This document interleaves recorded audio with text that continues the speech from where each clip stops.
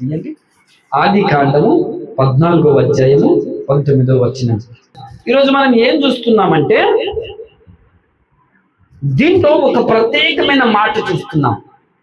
దేవుడు ఏమైనాడో ఫస్ట్ నీవు తెలుసుకోవాలి, ఫస్ట్ నీవు గ్రహించాలి. గ్రహింపు లేక భూమి మీద ఉన్న మనుషులకు ఒక అండర్స్టాండ్ అనేది లేదు.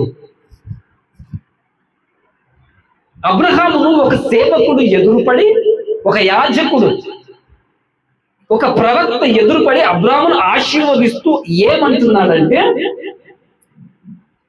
ఆకాశమునకు భూమికి సృష్టికర్తయును సర్వోన్నతుడైన దేవుని వలన. అంటే మనము దీవించబడాలి, మనము ఆశీర్వదించబడాలి అంటే మనల్ని దీవించేవాడు సృష్టికర్త అయి ఉన్నాడు.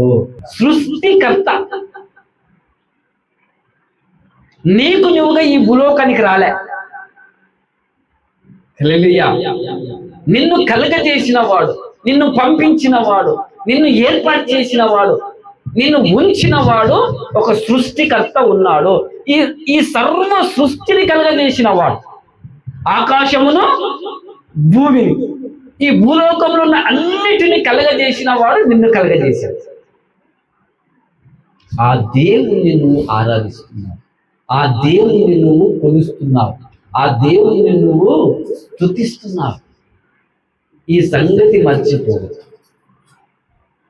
మన దేవుడు ఏమైనా చెప్పండి, సృష్టికర్త అయి ఉన్నాడు. ఏమైనా చెప్పండి, సృష్టికర్త అయి ఉన్నాడు. అందుకే మనం ఎక్కడికి రావాలి? ఎక్కడికి రావాలి? మనిషి అనేవాడు ఎక్కడికి రావాలి? సృష్టించిన సృష్టికర్త యుద్ధకు రావాలి.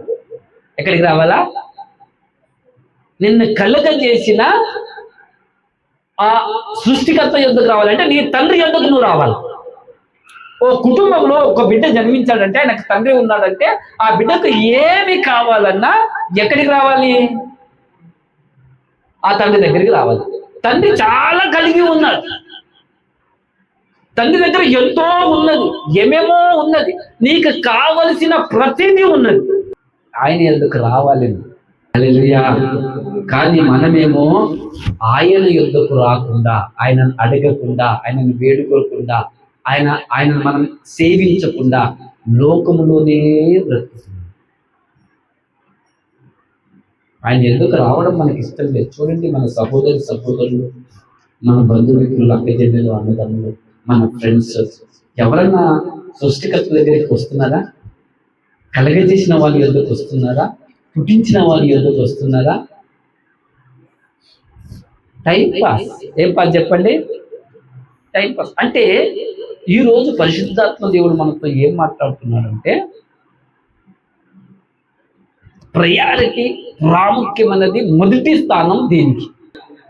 మనం గ్రహిస్తున్నామా? కులమనో, మతమనమో, ఆచారమనో, ఒక సాంప్రదాయమనో, లోకంలో ఉన్న వాటి వైపు మనం జీవిస్తున్నామే కానీ మనల్ని దయచేసిన, మనల్ని పుట్టించిన, మనల్ని కలగజేసిన, మనల్ని నిర్మించిన ఆ దేవుని యొద్దకు రాకుండా అనేకమైన ఇబ్బందుల పాలవుతున్నాము.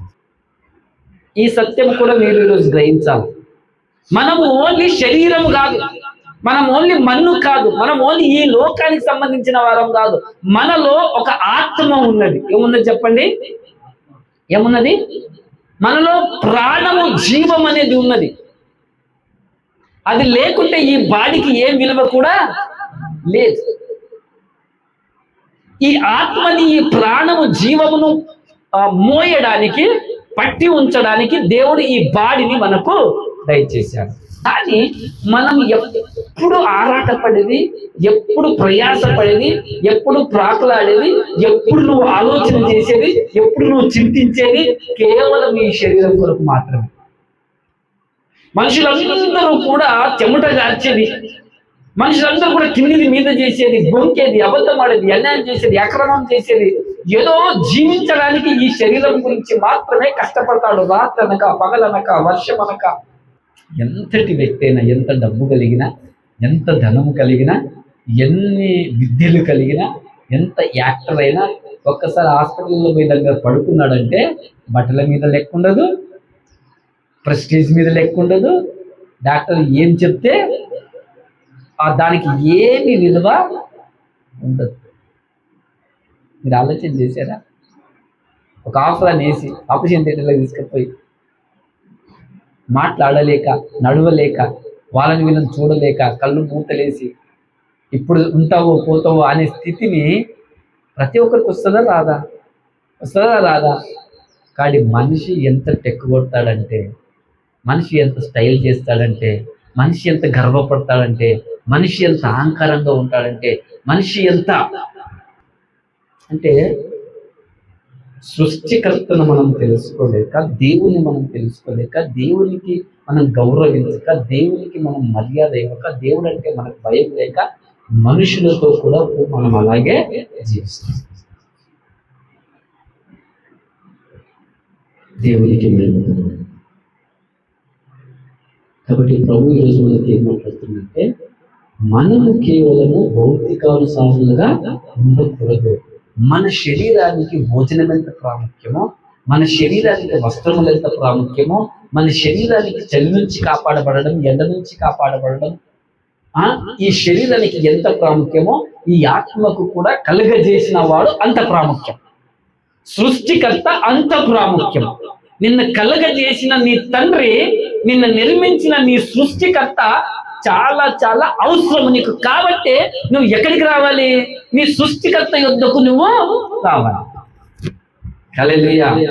అందుకే it is compulsory for every Sunday, not only Sunday, every day. ఆదివారం మాత్రమే కాదు, ప్రతిరోజు నీలో ఊపిరి ఉండాలి, బయటికి వెళ్ళిపోకుండా ఈ శరీరంలో నుంచి. అంటే ఈ ఊపిరి దీనిలో నిలుపగలిగిన ఆ దేవుడు, నిలుపగలిగిన ఆ దైవము, ఆ సృష్టికర్త ఎవరైతే పుట్టించారో, కలుగజేశారో ఆ సృష్టికర్తను నువ్వేం చేయాలా? తెలుసుకోవాలా, ఆయన యుద్ధకు రావాలి. ప్రసంగి 12:2 ఏమున్నా చూడండి ఒకసారి. దుర్దినములు రాకముందే, ఇప్పుడు వీటి యందు నాకు సంతోషము లేదని నువ్వు చెప్పకముందే,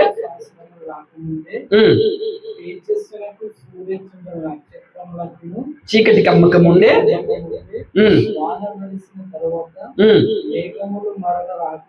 రాకముందే, నీ బాల్య దినముల యందే నీ సృష్టికర్తను నువ్వు స్మరణకు తెచ్చుకొనుము. మందిరానిక పెద్దగైనాక పోదాంలే, వివాహమైనాక పోదాంలే, పిల్లలైనాక పోదాంలే, ఏం పని లేకపోతే చర్చిలు వెళ్ళి కూర్చోవచ్చులే. ఏమన్నా నువ్వు తబల కొడతావా? తబల కొట్టేటోళ్ళు పోతారులే, లేదా పాటలు పాడేటోళ్ళు పోతారులే, ఏమేళ్ళు పోతారులే. అంటే మనిషికి ఉన్న ఒక తప్పుడు అపోహ, తప్పుడు అభిప్రాయం చూడండి, తప్పుడు ఆలోచన చూడండి. ఇంకొన్ని విధాలుగా అంటే మనం వృద్ధాప్యంలో అయిపోయినాయి కదా, మనది అంతా అయిపోయింది కదా, ఇంకేం పోతాంలే చర్చికి.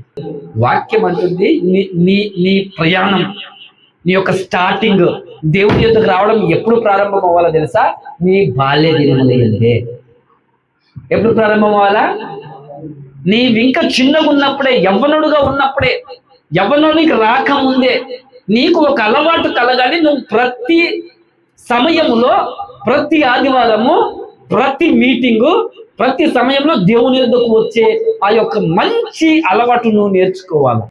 నీ దగ్గరికి, నీ మీదికి, నీ లైఫ్లోనికి, నీ జీవితంలోనికి ఒక భయంకరమైన పరిస్థితి రాకముందే, ఒక చీకటి స్థానము రాకముందే, ఒక ఘోరమైన పరిస్థితి నీ యొద్దకు రాకముందే, నీ బాల్య దినముల యందే నువ్వు ఎవరిని స్మరణకు తెచ్చుకోవాలా? అసలు నువ్వు చేయవలసింది ఏంది? నువ్వు పోవలసిన స్థలం ఎక్కడుంది? నువ్వు స్టెప్ తీసుకోవలసింది ఎక్కడికి? యవ్వన బిడ్డలకు అర్థం కావట్లే. ఏం కావట్లేదు? అర్థం కావట్లేదు. ఒక కుటుంబం అయినాక, ఒక సంసారం అయినాక, బలం పోయినాక, శరీరంలో నీ అవయవాలు పాడైనాక, నీ కళ్ళు పోయినాక, నీ పళ్ళు పోయినాక, కిడ్నీ పాడయ్యాక, అప్పుడు దేవుడా, ఒక రోగంలోనికి వచ్చినాక, లేదా ఏదైనా లాస్ అయ్యాక, లేదా గొడవల్లో చిక్కుకున్నాక ఏమంటారు? మందిరానికి వెళ్ళి నేను బాప్తిసం తీసుకుంటాను, నాకు ఒక ప్రార్థన చేయండి, నేను మారిపోతాను. ఏమైపోతాను? ఎవరో నీకు మోసం చేసినాక, అమ్మాయో అబ్బాయో, అన్నదమ్ములో అక్క చెల్లెల్లో, హల్లెలూయా. అప్పుడు ఎక్కడికి పోతాం మనము? ఫెయిల్ అయ్యాక, ఏమయ్యాక, ఉద్యోగం రాకపోతే, సంతానం కలగకపోతే, విడుదల పొందకపోతే అప్పుడు దేవుని దగ్గరికి రావడానికి ప్రయత్నం చేస్తుంది, లేకపోతే అసలు రా. దుర్దినములు రాకముందే, వీటి యందు నాకు సంతోషం లేదని నువ్వు చెప్పకముందే, చీకటి కమ్మకముందే, నీ బాల్య దినములయందే నీ సృష్టికర్తను స్మరణకు తెచ్చుకో. వాళ్ళందరూ చెప్పే బాధ్యత నా మీద ఉంది, మన మీద ఉన్నది. ఎవరి మీద చెప్పండి? మన మీద ఉన్నది. విసుగకుండా, వేసాడకుండా ఎన్నిసార్లు అయినా కానీ మన వరకు ఏం చేయాలా? ఆరాధనకు రండి, లేదా మందిరానికి వెళ్ళండి, బైబిల్ చదవండి, ప్రార్థన చెయ్యండి. మీ అందరికీ కూడా అదే, అరే బైబిల్ చదవండి, బైబిల్ చదవండి. మీకు నేను ప్రేమతో చెప్పినా, బాధతో చెప్పినా, కోపంతో చెప్పినా మీ మంచి కొరకే కదా. దరిద్రులని ఎందుకు బతుకుతున్నారు? బైబిల్ చదవడంలో రోజుకు ఒక్కసారి ఏంటంటే వాక్యం చదువుకోనండి, ప్రార్థన చేస్తున్నందులో మోకరించి, మీ మీ కాళ్ళకు ముళ్ళు గుచ్చుకోకముందే మీరు దేవుని సృష్టికర్త దగ్గరికి రండి, స్మరణకు తెచ్చుకోండి. ఏం తెచ్చుకోండి? స్మరణకు తెచ్చుకోండి. సడన్ గా నీకు ఒక అనారోగ్యం అటాక్ కాకముందే దేవునికి మహిమ కలుగుతుంది. సేవకులు దేవుడు ఎందుకు పెట్టాడు? మందిరాలు ఎందుకున్నాయి? పరిచర్యలు ఎందుకున్నాయి? వారికి బతుకు తెరువు లేకనా? వారికి చదువు లేకనా? వారు సంపాదించుకోలేకనా? ఆయన సృష్టికర్త ఉన్నాడు. ఏమైనా చెప్పండి? సృష్టికర్త. నీ గురించి, నీ జీవితము గురించి, నీ భవిష్యత్తు గురించి, నీ వివాహము గురించి సృష్టికర్తకు తెలిసినంత నీకు తెలియదు. నీ అన్నదమ్ములకు, అక్కజనులకు తెలియదు, నీ తల్లిదండ్రులకు తెలియదు, నీ తోబుట్టులకు తెలియదు, నీ ఫ్రెండ్స్ కు కూడా తెలియదు. హల్లెలూయా. నీవు అందరికి తెలుసులే, నాకు సహాయం చేస్తారులే, నాకు హెల్ప్ చేస్తారులే, మంచి గైడెన్స్ ఇస్తారులే, మంచి ఆలోచన చెప్తారులే అంటే అది అంత వర్కౌట్ అవ్వదు. నీకు ఈ భూమి మీదకి పంపించిన వానికే ఒక ప్రణాళిక ఉన్నది, నిన్ను పుట్టించిన వానికే నీవంటే ఒక ఉద్దేశం ఉన్నది, నిన్ను సృష్టించిన వానికే నీవంటే ఒక కన్సర్న్ ఉన్నది. అంటే ఆయనకు బాధ్యత ఉన్నది. ఏమన్నా చెప్పండి? హల్లెలూయా. నీ మీద ప్రేమ ఆయనకే ఉన్నది. నీ తల్లి కంటే, నీ తండ్రి కంటే, నీ అన్నదమ్ముల కంటే, అక్కజనుల కంటే, పెద్దనాన్నల కంటే, చిన్నాయనల కంటే, ఒక లోకానుసారమైన ప్రేమలు ఉంటాయి చూడు, ఒక అమ్మాయి కంటే, అబ్బాయి కంటే. హల్లెలూయా. నీ సృష్టికర్తకు ఉన్నంత రెస్పాన్సిబిలిటీ, ప్రేమ, ఆప్యాయత, నీ గురించి ఉద్దేశము, ప్రణాళిక, నిన్ను ఎలా దీవించాలి, ఎలా ఆశీర్వదించాలి, ఎంత మంచి స్థానంలో ఉంచాలి, ఎంత గౌరవం నీకు ఆపాదించాలి ఆయనకు మాత్రమే తెలుసు. క్రైస్తత్వం అంటే కేవలం ఒక 4 పాటలు పాడడము కాదు, వట్టి తబల కొట్టడము, వట్టి గిటార్ కొట్టడము, లేదా చప్పట్లు కొట్టి దేవుణ్ణి ఆరాధించడము, ఒక పెద్ద కట్టబడిన బిల్డింగ్కి వెళ్ళడము, ఒక స్క్రీన్ మీద చూడడము కాదు. You have to be. నువ్వు తప్పకుండా నీ పర్సనాలిటీ చేంజ్ అవుతూ ఉండాలి. ఏమవుతూ ఉండాలా? దాంట్లో ఒక మార్పు వస్తూ ఉండాలి. ఏమవుతూ ఉండాలా? నేను చిన్నగా ఉంటే, ముద్దుగా ఉంటాయి మన కాళ్ళు, మన చేతులు. కొంచెం పెద్దగా అయితే ఉంటే దెబ్బలు తగులుతూ ఉంటాయి. కొంచెం పెద్దగా అయితే ఉంటే మన స్వరం మారుతూ ఉంటుంది. కొంచెం పెద్దగా అయితే ఉంటే మన ముఖము మారుతూ ఉంటుంది, మన శరీరము మారుతూ ఉంటుంది. ఏమేమో అయిపోతూ ఉంటుంది. ముఖానికి జుట్టు ఏమేమో అయిపోతూ ఉంటుంది. బాడీ సన్నగానో, లావుగానో, పొట్టిగానో, పొడుగుగానో. అలాగే నీ పర్సనాలిటీ అంటే నీ లోపల ఉన్న ఆత్మ మారుతూ ఉంటుంది. కొలిసీలకు పౌలు రాస్తూ, మీరు మందిరానికి వస్తున్నారు, మీరు బాప్తీసం తీసుకున్నారు, మీరు విశ్వాసులయ్యారు, దేవుని పిల్లలు అయ్యారు. దేవుని పిల్లలు అయి కూడా మీకు ఇంకా ఏ స్వభావం ఉన్నది? ప్రాచీన స్వభావం ఉన్నది. ఏం అలవాట్లు ఉన్నాయి? లోకానుసారమైన అలవాట్లు ఉన్నాయి.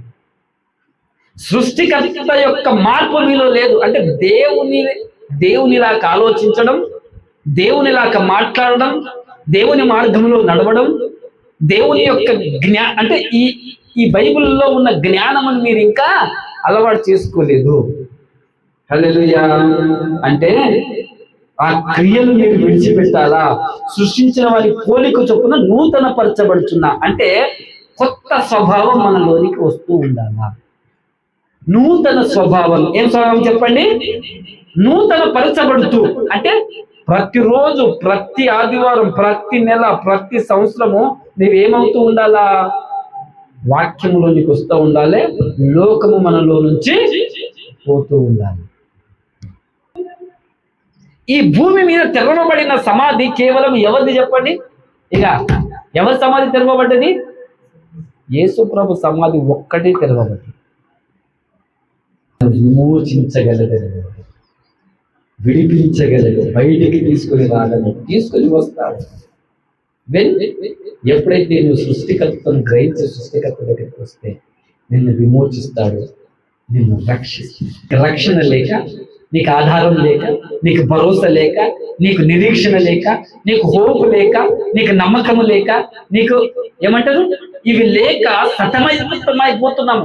డబ్బులు ఉన్నా చింతలోనే, నీకు బలం ఉన్నా ఇంకా కురుంగుదలలోనే. ఎందుకు? నీకు ఒక సృష్టికర్త దగ్గరికి నువ్వు రావట్లేదే.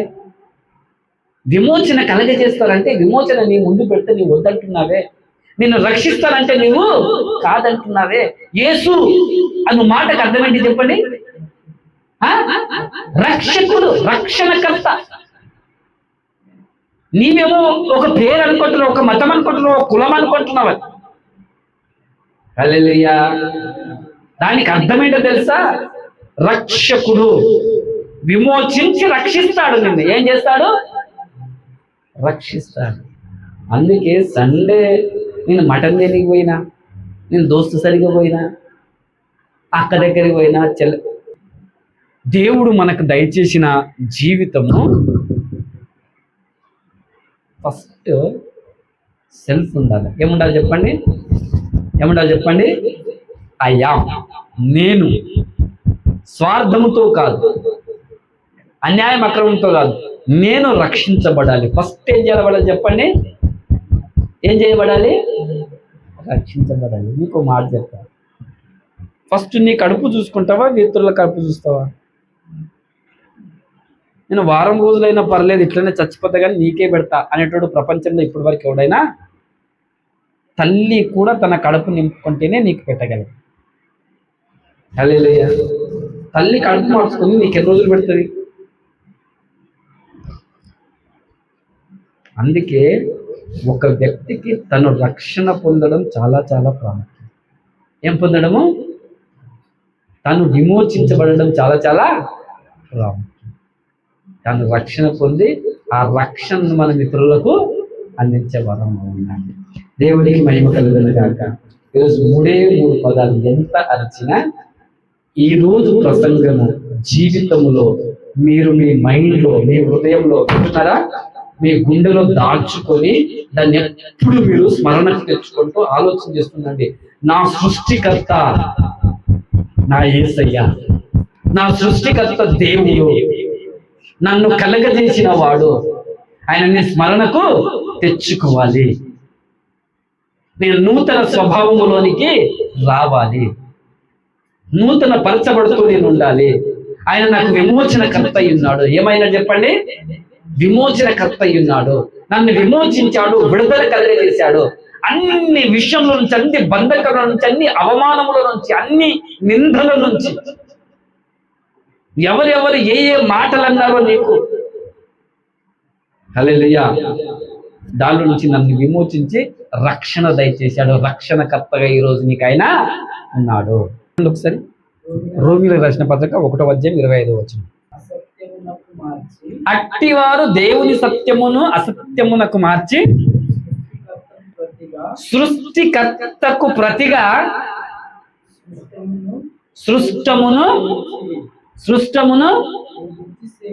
పూజించి సేవించింది. అంటే అన్నిటిని ప్రేమిస్తావు, అన్నిటిని సేవిస్తావు, అన్నిటిని లెక్క చేస్తావు, కానీ సృష్టికర్తను,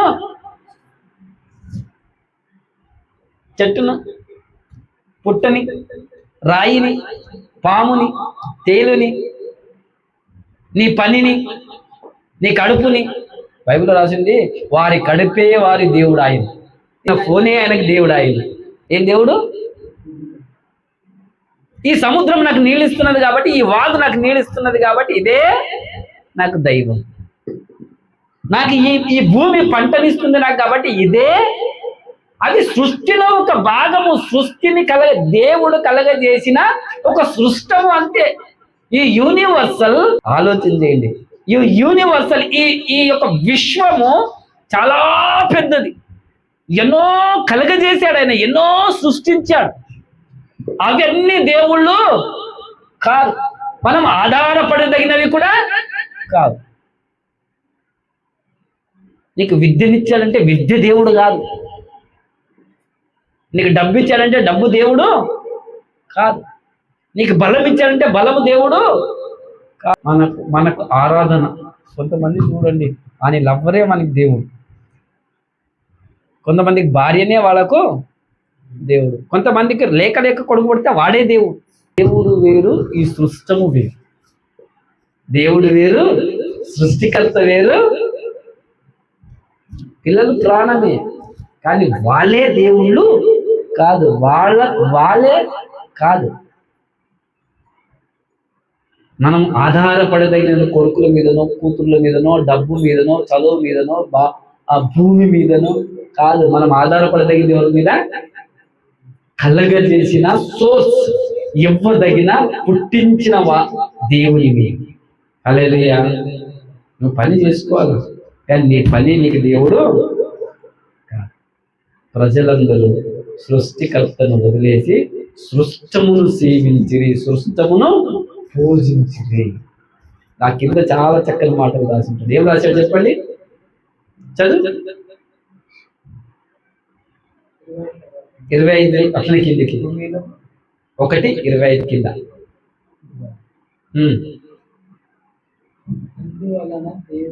అందువలన దేవుడు తుచ్చమైన అభిలాషకు వారిని అప్పగించాడు.